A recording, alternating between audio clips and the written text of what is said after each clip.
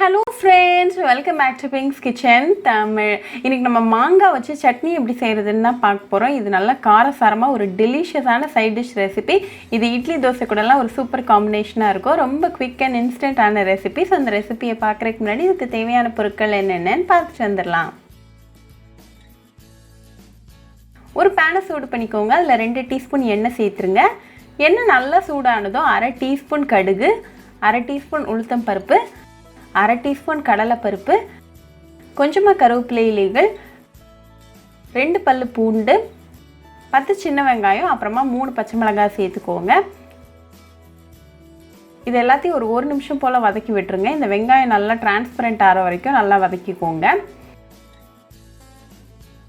இப்போ இது கூட 1 கப் அளவுக்கு மாங்காவை கட் பண்ணி சேர்த்துக்கோங்க. இது ஒரு 2 மினிட்ஸ் நல்லா வதக்கிக்கோங்க.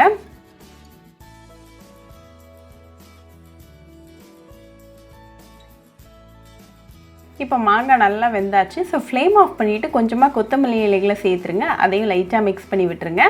இப்போ இது கம்ப்ளீட்டாக ஆற வரைக்கும் நம்ம வெயிட் பண்ணலாம்.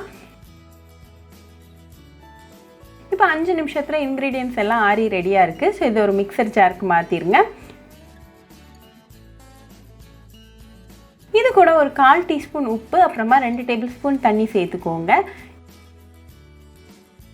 இது நல்ல ஒரு ஃபைன் பேஸ்ட்டாக அரைச்சி எடுத்துகிட்டு வந்துடலாம். இப்போ இந்த அரைச்ச பேஸ்ட்டை ஒரு பவுலுக்கு இந்த மாதிரி மாற்றிக்கோங்க. இதில் கொஞ்சமாக கடுகு கருவேப்பிலை வச்சு தாளிச்சிருங்க. இப்போ நமக்கு சுவையான மாங்காய் சட்னி சூப்பராக ரெடி ஆயாச்சு. இதை நல்லா சூடாக இட்லி தோசை கூட சர்வ் பண்ணி உங்கள் ஃபேமிலி அண்ட் ஃப்ரெண்ட்ஸ் கூட என்ஜாய் பண்ணுங்கள். ரொம்பவே ஈஸி, டெலிஷியஸ் அண்ட் குவிக்கான ரெசிபி. ஸோ கண்டிப்பாக இந்த மாங்காய் சட்னி ரெசிபி உங்கள் வீட்டில் ட்ரை பண்ணி பாருங்கள். ட்ரை பண்ணிவிட்டு எப்படி இருந்துச்சுன்னு எனக்கு கமெண்ட்ஸில் சொல்லுங்கள். இன்னொரு சூப்பரான ரெசிபியோட உங்களை பார்க்குற வரைக்கும் பாய் ஃப்ரெண்ட்ஸ். உங்களுக்கு இந்த வீடியோ பிடிச்சிருந்தா லைக் பண்ணுங்க, ஷேர் பண்ணுங்க, கமெண்ட் பண்ணுங்க அண்ட் மறக்காம சப்ஸ்கிரைபும் பண்ணிருங்க. கூடவே பக்கத்தில் இருக்க பெல் ஐக்கானையும் கிளிக் பண்ணிக்கோங்க. அப்பதான் நான் போடுற வீடியோஸ் எல்லாம் உங்க நோட்டிஃபிகேஷன்ல வரும். உங்களுக்கு ரெசிபிஸ் இங்கிலீஷ்ல பார்க்கணும்னா பிங்க்ஸ் கிச்சன் சேனலை பாருங்க. சேனலோட லிங்க் நான் அந்த டிஸ்கிரிப்ஷன் பாக்ஸ்ல கொடுக்குறேன். மறக்காம செக் பண்ணுங்க. இன்னொரு இன்ட்ரெஸ்டிங்கான ரெசிபியோட உங்களை பார்க்குற வரைக்கும் பாய் ஃப்ரெண்ட்ஸ்.